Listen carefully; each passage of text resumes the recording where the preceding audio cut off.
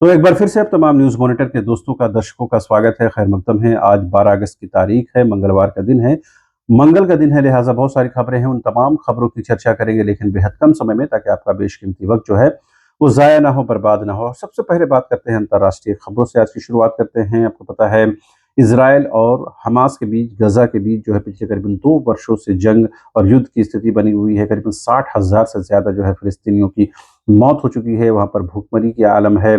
और तमाम बड़े हुक्मरानों के बीच में ये चीज़ें होने के बावजूद भी, अरब देशों के तमाम जानकारी होने के बावजूद भी जो है, कोई भी इस जंग को रोक पाने की स्थिति में नहीं है। इवन कि अमेरिका जो है और जो है इज़राइल को साजो-सामान, हथियार सप्लाई कर रहा है। बहरहाल, इस बीच में इज़राइल ने जो एक बार फिर से कल हमले हमले किए, और हवाई हमले में करीबन 6 पत्रकारों की मौत हो गई है। और उसमें 4 जो पत्रकार हैं वो अल जज़ीरा के पत्रकार बताए जा रहे हैं, जिसकी पूरी दुनिया में निंदा हो रही है।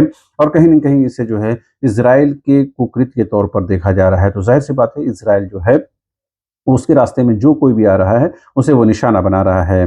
दूसरी तरफ अमेरिका से एक दूसरी महत्वपूर्ण खबर है। पाक सेना के प्रमुख जो हैं मुनीर, वो वहाँ पर मौजूद थे। उन्होंने एक बार फिर से जो है भारत को एक तरह से एटॉमिक धमकी जो है, परमाणु धमकी दी है, और कहा कि अगर पाकिस्तान को कुछ होता है, तो वो कहीं न कहीं इसका खामियाज़ा जो है अगल-बगल, और उन्होंने यहाँ तक कह दिया है कि इसका मैक्सिमम नुकसान जो है भारत को उठाना पड़ेगा। तो ज़ाहिर-सी बात है, कहीं न कहीं इसे एटॉमिक धमकी के तौर पर देखा जा रहा है, और भारत ने इसे गीदड़ भभकी कहा है, लेकिन इस बात की चिंता भी व्यक्त की है कि मित्र देश अमेरिका की सरज़मीं पर से ये धमकी दी गई है, लिहाज़ा ये चिंता का विषय है।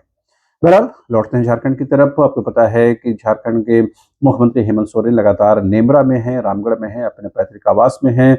16 तारीख को जो है वहाँ पर जो है संस्कार भोज का कार्यक्रम होने वाला है, लिहाज़ा उसे लेकर के वहाँ पर तमाम प्रशासनिक तैयारियाँ की जा रही हैं। हर रोज़ जो है हज़ारों लोग जो हैं उनको श्रद्धांजलि अर्पित करने के लिए पहुँच रहे हैं। इस बीच खबर ये है कि 16 अगस्त को करीबन 1 लाख लोग पहुँचेंगे, और उनके तमाम जो तैयारियाँ हैं उसको लेकर के 9 आईपीएस अधिकारियों और 40 डीएसपी को तैनात किया जा रहा है। इतना ही नहीं, 4 हेलीपैड भी बनाए जा रहे हैं। इससे अंदाज़ा लगाया जा सकता है कि 16 अगस्त को जो है श्राद्ध, जब संस्कार भोज का आयोजन होगा, तो कितनी बड़ी संख्या में लोग पहुँचेंगे, और उसकी तैयारियाँ किस तरह से जो है प्रशासन जो है वो कर रहा है।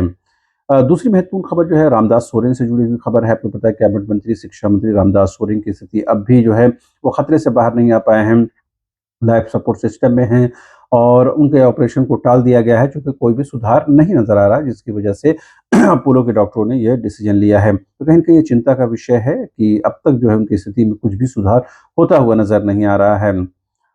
इस बीच सुप्रियो भट्टाचार्य ने जो है रामदास सोरेन का हालचाल लिया। लगातार कई नेताओं के आने-जाने का सिलसिला जारी है। इससे पहले कुणाल सारंगी हो या फिर मिथिलेश ठाकुर हो, तमाम लोगों ने उनका हालचाल लिया है। लेकिन ये कहते हुए बहुत दुःख हो रहा है कि अब तक जो है उनकी स्थिति में कोई भी सुधार नहीं हो रहा है। इस बीच अम्बा प्रसाद ने कल एक प्रेस कॉन्फ्रेंस करके एक गंभीर आरोप लगाए, और कहीं न कहीं अपनी सरकार को भी उन्होंने कटघरे में खड़ा किया है, और उन्होंने कहा कि कॉर्पोरेट जो माफिया हैं और वो भ्रष्ट अधिकारियों से मिल गए हैं, उसके साथ जो है विस्थापन हो रहा है लोगों का, अवैध माइनिंग हो रही है बड़कागांव विधानसभा क्षेत्र में, और सदर्न इंडिया के जो बड़े-बड़े लोग हैं वो आकर के यहाँ पर माइनिंग करा रहे हैं। इसको लेकर के उन्होंने चिंता व्यक्त की, और कहा कि वहाँ पर विस्थापितों का आंदोलन भी जारी है। साथ ही उन्होंने कहा कि मुख्यमंत्री इस चीज़ को लेकर चिंता व्यक्त करते हैं, गंभीर भी हैं, लेकिन अधिकारी जो है वो साठगांठ रखते हैं, और अधिकारी जो है वो भ्रष्ट हैं। कहीं न कहीं अपनी सरकार के अधिकारियों को उन्होंने भ्रष्ट कहा, और कहा कि अधिकारियों के साठगांठ और भ्रष्ट के होने की वजह से जो है ये अवैध माइनिंग चल रही है, और लोगों का विस्थापन हो रहा है। लिहाज़ा उन्होंने कहा कि इसके खिलाफ वो बड़ा आंदोलन करेंगे। इससे पहले उनके पिता और माता भी इसी तरह का आंदोलन कर चुकी हैं, और ज़ाहिर-सी बात है, कहीं न कहीं उसी रास्ते को आगे बढ़ाते हुए अम्बा प्रसाद ने ये घोषणा की है।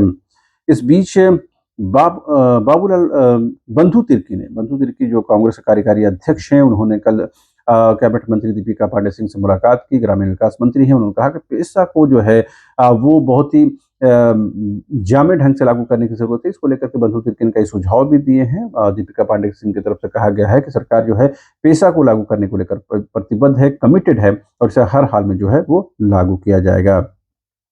इस बीच झारखंड लोकतांत्रिक क्रांतिकारी मोर्चा के नेता, और कथित तौर पर जो है ये कहा जा रहा है कि जो इनकाउंटर हुआ है उस पुलिस ने जानबूझकर किया है, क्योंकि सूर्या हांसदा जो जेएलकेएम के नेता हैं और जेएलकेएम की टिकट से वो चुनाव भी लड़ चुके हैं। ऐसा नहीं, जेएलकेएम से पहले वो जेबीएम में भी थे और बीजेपी में भी थे और कई पार्टियों से होते हुए वो जेएलकेएम में पहुंचे और पिछले 4 बार से वो विधानसभा चुनाव लड़ रहे हैं। उनके खिलाफ 30 आपराधिक मामले दर्ज हैं और इस बीच उनका इनकाउंटर होना कहीं न कहीं जो है राजनीतिक तौर पर जो है चर्चा का विषय बना हुआ है।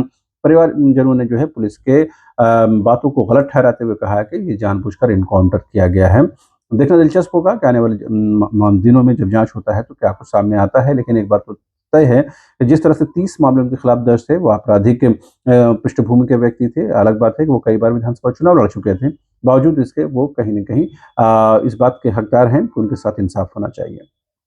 बहरहाल, दूसरी कई और महत्वपूर्ण खबरें हैं इस बीच। झारखंड हाई कोर्ट के चीफ जस्टिस तरलोक सिंह ने कल रात 9 बजे सिविल कोर्ट पहुंचे और उन्होंने साफ-सफाई का जायज़ा लिया। इससे पहले वो 2 बार सिविल कोर्ट पहुंच चुके हैं और लगातार वो साफ-सफाई और दूसरी चीज़ों का जायज़ा ले रहे हैं। हाल ही में उनकी नियुक्ति जो है झारखंड हाई कोर्ट में चीफ जस्टिस के तौर पर हुई है।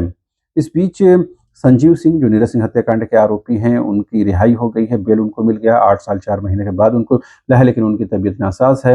वो धनबाद नहीं जा सकते, लेकिन रांची में रहकर उनका इलाज होगा। इस वक्त तमाम उनके समर्थक भी रांची पहुंच रहे हैं।